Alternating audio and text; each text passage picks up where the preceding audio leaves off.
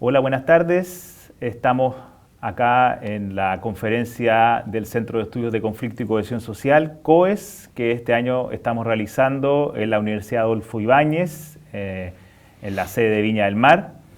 Y en el marco de esta conferencia vamos a tener esta conversación con el profesor Sergio Costa, académico de la Universidad Libre de Berlín, especializado en distintos temas ligados con democracia, color de piel, desigualdad, convivialidad, que tiene una gran cantidad de trabajo empírico y teórico y que ha presentado ya en la conferencia inaugural que tuvimos hace un rato atrás. Y esta conversación nos va a servir para complementar algunas ideas y poder reflexionar con un poco más de calma en torno a algunas de las ideas que ha planteado.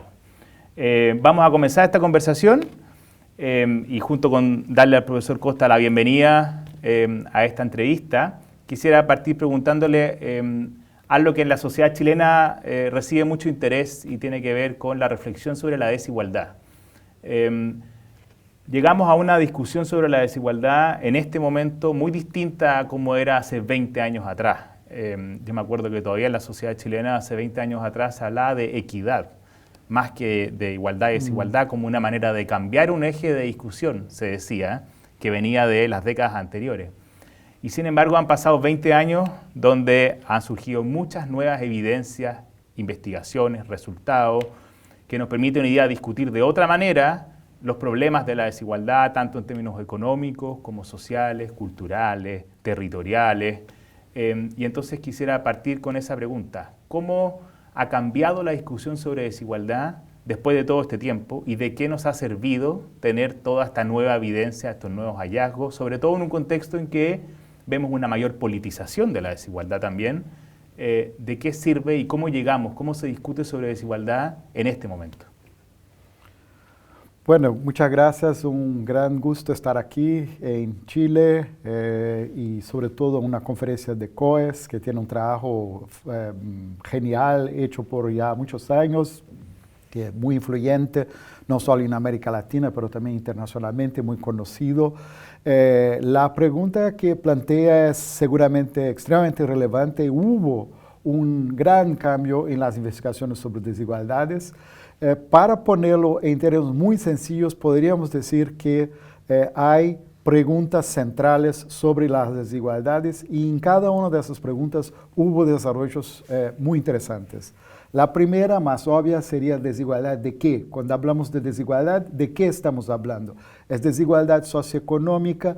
¿Es desigualdad de poder? ¿Es desigualdad epistemológica en el sentido que algunos conocimientos son válidos, otros no? Entonces creo que ahí en los últimos años la investigación sobre desigualdad avanzó mucho, que era una investigación más bien centrada en, es decir, desigualdad socioeconómica, que sigue obviamente fundamental, pero esas otras dimensiones eran olvidadas. Hoy en día no, eso es muy presente. Una segunda pregunta relevante en la investigación sobre desigualdad es precisamente desigualdad entre quiénes. Estamos hablando de desigualdades entre hogares, estamos hablando de desigualdades entre individuos, personas, o lo que es muy común actualmente en la investigación sobre desigualdades, hablar de desigualdades entre grupos. Entonces, si hablamos de sociedades que tienen marcas racistas, y eso se aplica a casi todas las sociedades, lamentablemente, del mundo hoy en día, obviamente que es importante comparar la situación de los grupos organizados por categorías étnico-raciales, que son, no sé, negros, blancos en los Estados Unidos, en Brasil, o indígenas, no indígenas, etcétera, etcétera. Hay varios grupos que ahí son relevantes. Obviamente también cuestiones de género, comparar la situación de mujeres, que normalmente en casi todas las sociedades, aunque tengan la misma calificación de los hombres, reciben sistemáticamente un salario, un sueldo menor. Entonces, esto de ampliar la mirada y no solo comparar individuos, familias, sino también grupos organizados por categorías de género, étnico-raciales, religiosas, etc., es un avance importante. Por último, una pregunta también fundamental es desigualdad de dónde. Estamos hablando de desigualdad en el mercado laboral, estamos hablando de desigualdad, por ejemplo, al interior de las propias familias. Ahí entra la desigualdad de género, que las mujeres normalmente son las que más toman el trabajo de cuidado para sí. Entonces son desigualdades reproducidas en esos, digamos, microcosmos de reproducción de desigualdades.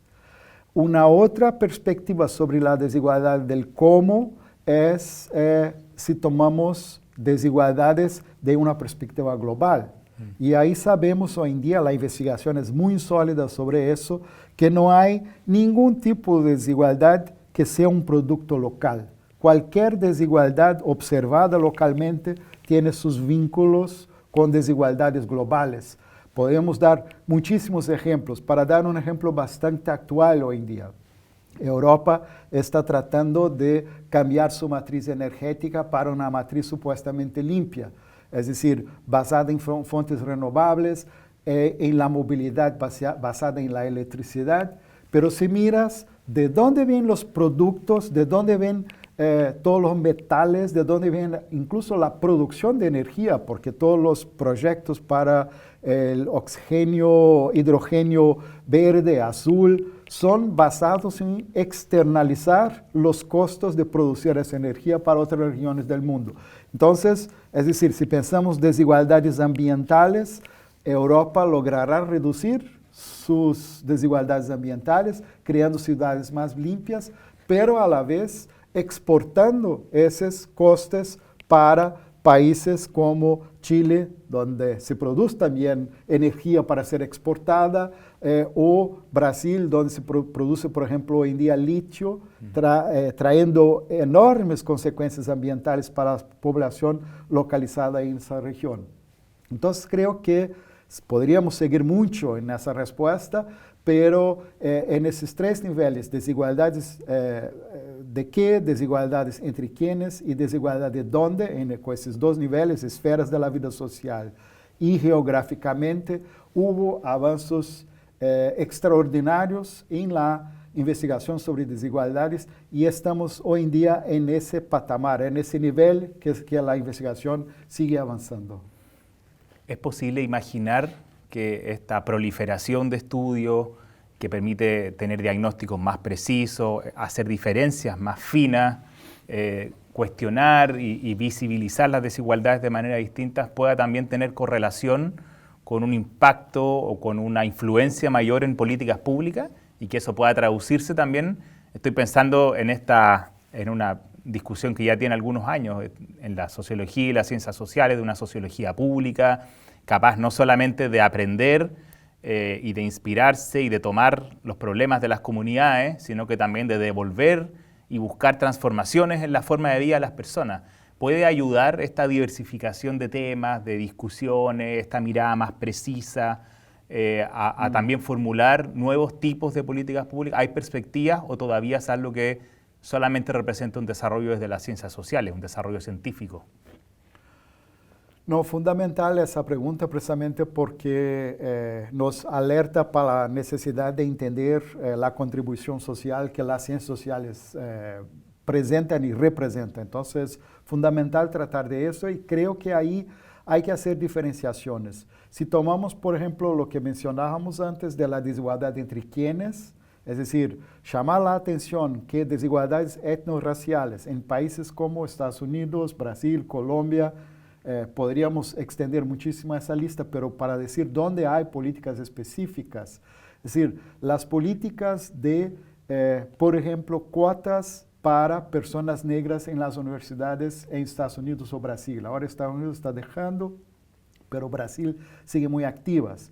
Es decir, son productos de la investigación. Es decir, la investigación enseñó que hay una desigualdad específica que no es afectada por políticas sociales universalistas. Hay que focar en grupos que son las víctimas del racismo o del sexismo, del machismo, y eso genera políticas más bien focalizadas y que por lo tanto presenta resultados más efectivos en términos de corregir desigualdades que son desigualdades, digamos, específicas de grupos. A un otro nivel, si pensamos desigualdades globales, Ahí tenemos de los vínculos entre desigualdades locales y globales. Ahí tenemos un problema, porque es decir, el actor, cuando hablamos de políticas públicas, el actor es el Estado, nos distintos niveles. Puede ser el Estado a nivel municipal, a nivel de la provincial, estadual o a nivel nacional, pero es el Estado. ¿Cómo corregir desigualdades que son globales? ¿Cómo corregir conexiones globales? Hay los Estados como unidad de acción y de formulación de políticas públicas, tienen sus límites para agir, para actuar en el nivel global. Por lo tanto, ahí la investigación está trayendo evidencias, pero necesitaríamos de actores globales que puedan ser consorcios de países, que pueden ser las organizaciones de las Naciones Unidas, pero que aún así no tienen el poder de implementar políticas públicas o si tienen de manera muy limitada. Otra parte de la investigación que has hecho en los últimos años tiene que ver con el debate sobre las diferencias y las desigualdades.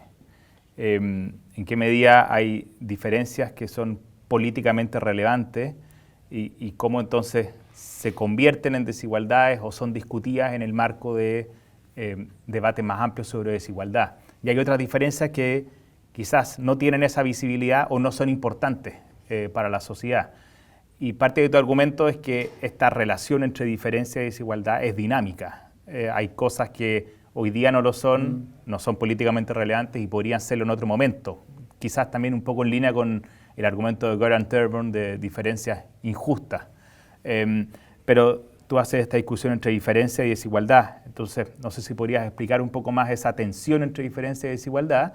Y parte de tu argumento también es que algunas diferencias importantes todavía son poco problematizadas, como por ejemplo las diferencias de ciudadanía, de país al que se pertenece, y que quizás podrían ser más adelante. Entonces me gustaría preguntarte también si a la luz de esto identificas algunas diferencias que podrían ser políticamente relevantes y por ende discutidas, importantes a nivel de sociedad en los próximos años.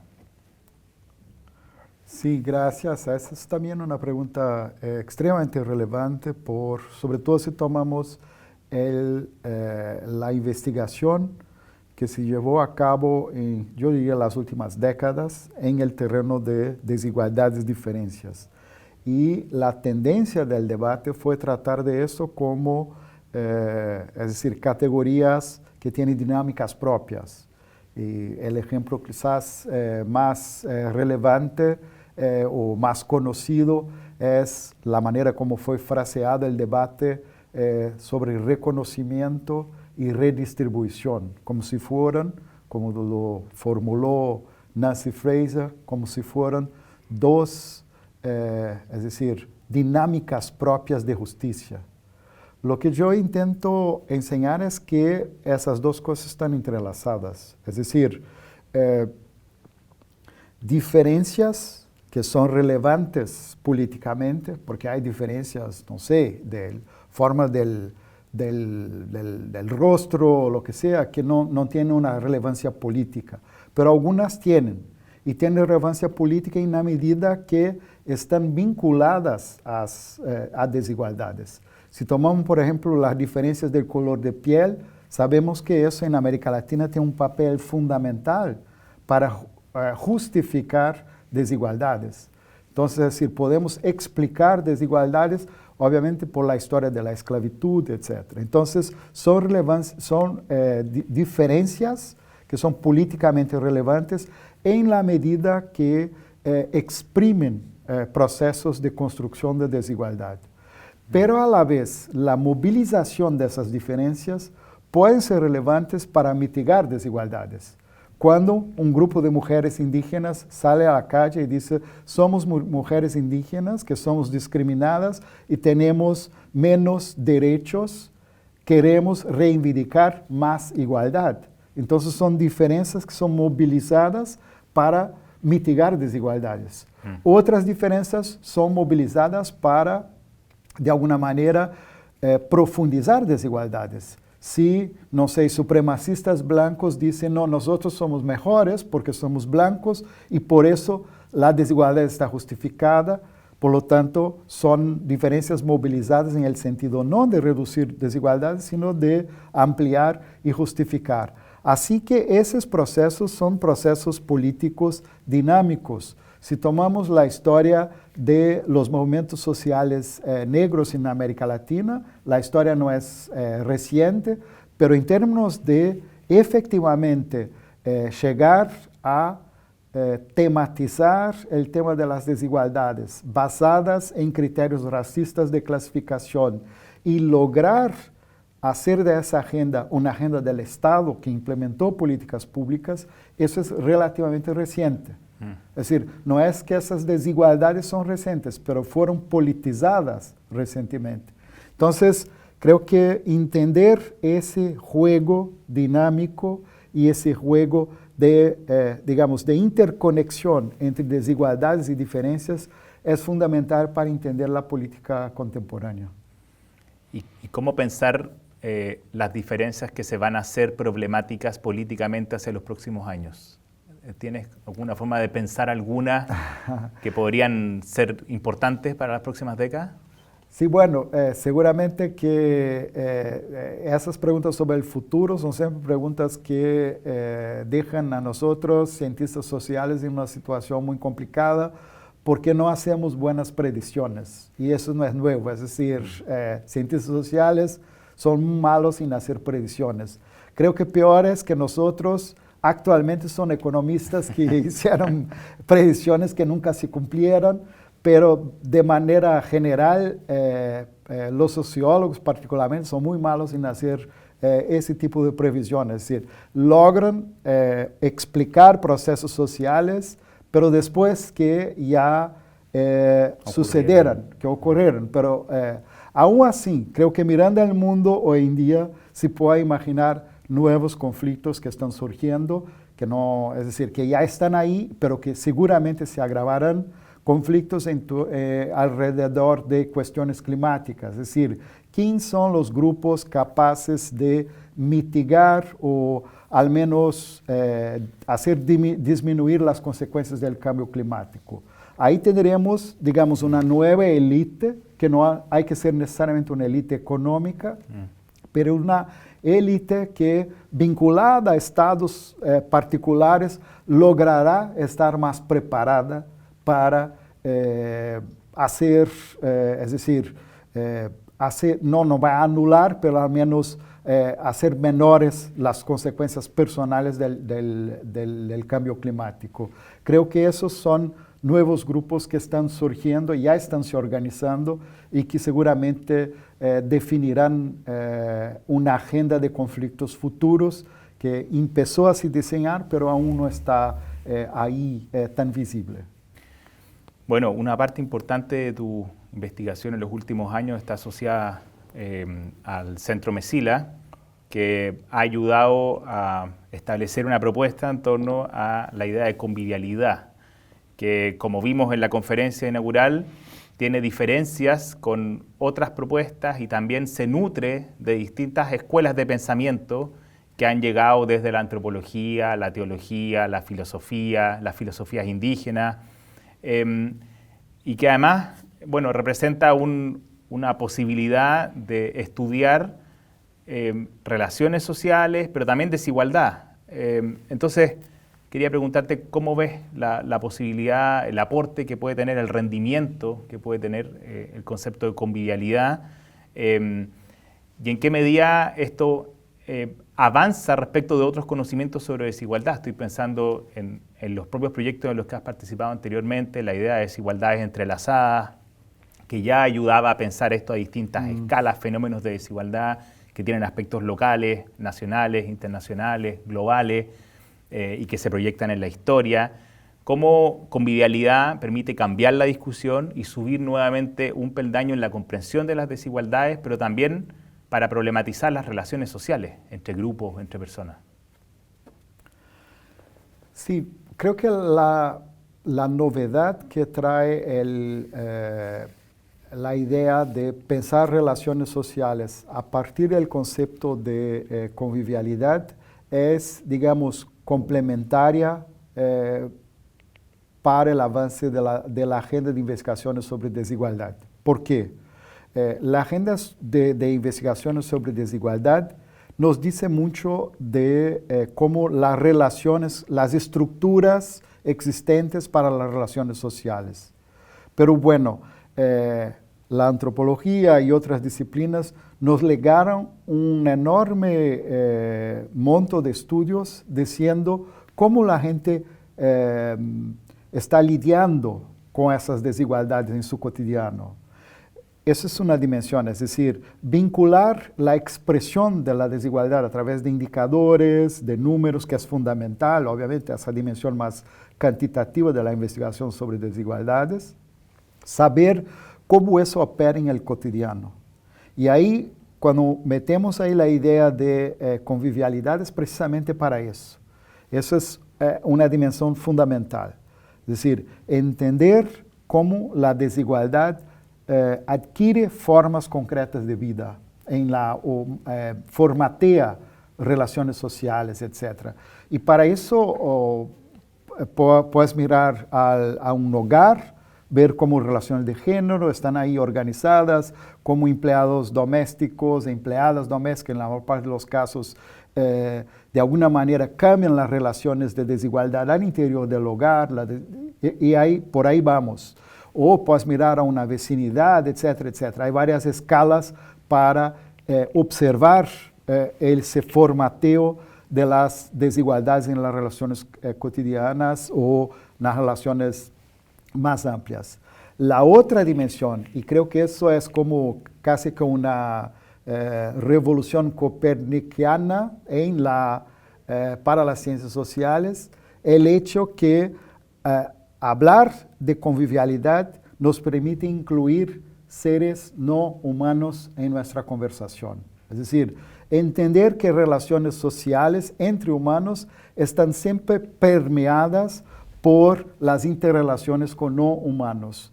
Y el concepto de convivialidad, ya desde su origen con Ivan Illich en 1973, cuando acuñó el concepto de convivialidad para aplicar en las ciencias humanas y sociales, ya dijo que la convivialidad implica no apenas la relación entre humanos, sino entre humanos y no humanos, entre los humanos y su ambiente. Y ese ambiente, es decir, el contexto donde se dan nuestras relaciones sociales, son contextos permeados por otras vidas. Entender nuestras interrelaciones con otras vidas, entender que nosotros, humanos, no tenemos una excepcionalidad, es decir, tenemos obviamente diferencias fundamentales para otros seres vivos, pero como existencia biológica estamos submetidos a los mismos, incluso de cierta manera, digamos, restricciones aún mayores que otros seres vivos, es decir, son más sensibles desde ese punto de vista. Entonces necesitamos de un ambiente mejor para que podamos sobrevivir en el planeta. Y creo que la idea de convivialidad nos permite mirar a esas interrelaciones, yo diría, entre distintas especies, a ver nosotros humanos no solo como homo faber, como lo que hacen todo, etcétera, sino como aquellos que hacen parte de una suerte de consorcio entre especies. Entender eso me parece fundamental para pensar cuestiones como cambio climático, como la destrucción ambiental, etcétera. ¿Cómo puede complementar esta discusión y este aporte que puede introducir los estudios de convivialidad, los estudios que desde otras líneas de investigación han trabajado en torno al concepto de cohesión? El mismo cohesión social, ha sido un tema importante que a veces se puede relacionar con dinámicas de conflicto, como una contracara, pero que también está constantemente observando de qué manera se mide, se estudia, se entiende los problemas o los desafíos de cohesión social. ¿Es posible pensar en que existan ciertas intersecciones entre los estudios de convivialidad, los estudios de cohesión social, o en qué medida estos conceptos pueden entrar en tensión? Yo veo el concepto de convivialidad no como una negación de toda la tradición fundamental, importante de estudios sobre cohesión social, sino como una expansión. Es decir, el propio concepto de convivialidad en algunos de sus matices, en algunas de sus versiones, se refiere claramente al concepto de cohesión social como una de sus bases. Y a partir de ahí amplía. Y amplía básicamente en dos sentidos. Un primer sentido es pensar la cohesión social no a partir de un modelo previo de sociedad, y por lo tanto si miramos las sociedades latinoamericanas, normalmente vemos siempre déficits de cohesión social, porque el modelo de lo cual partimos no son sociedades que ya fueron colonias, que ya fueron sociedades donde había esclavitud, etc. Entonces, obviamente, se mira a la realidad de las sociedades latinoamericanas a partir de modelos de cohesión social construidos principalmente en Europa, Estados Unidos, aunque Estados Unidos tiene también su pasado colonial, su pasado de esclavitud, pero bueno, con características distintas. Entonces, vas a ver en sociedades latinoamericanas siempre déficits. Entonces creo que hay una expansión. Cuando hablas de convivialidad, el concepto es menos normativo. Vas a observar, vas al campo para ver qué está pasando y no ya previamente con un modelo de sociedad en tu mente, sino que llega ahí y observa primero lo que está pasando. El segundo campo de expansión de la idea de cohesión social se refiere a lo que mencionábamos antes, la dimensión no humana de la cohesión social.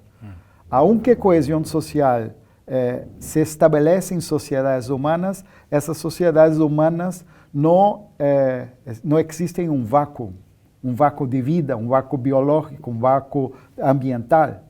Es decir, los factores ambientales influencian obviamente la cohesión social. Una sociedad donde hay escasez de agua va a tener patrones de cohesión social muy distintos de sociedades donde hay abundancia de recursos naturales.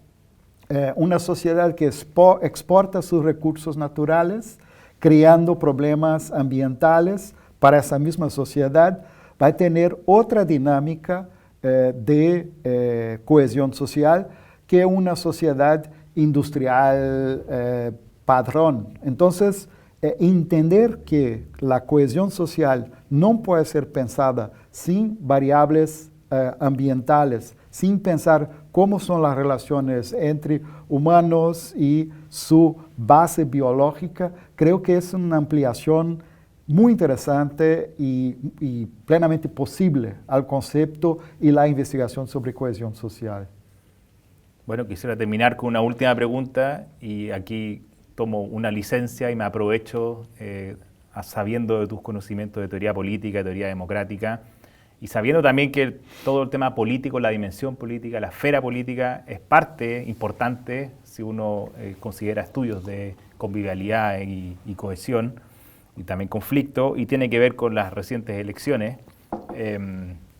Entonces quería preguntarte cómo, en términos de la comprensión de la política, de la esfera política hoy día, y de lo que está detrás de los momentos electorales de los países, cómo analizas el triunfo de Donald Trump en el caso de Estados Unidos, pero también en general con esta capacidad o incapacidad de las ciencias sociales de predecir este tipo de comportamientos de los votantes, tipo de resultados. Se habla mucho de las políticas de la desinformación y la información, y también cómo se procesa el sistema político el surgimiento de figuras que vienen de afuera, lo que uno también puede ver en el caso de Brasil, que conocen bien, con la presidencia de Bolsonaro.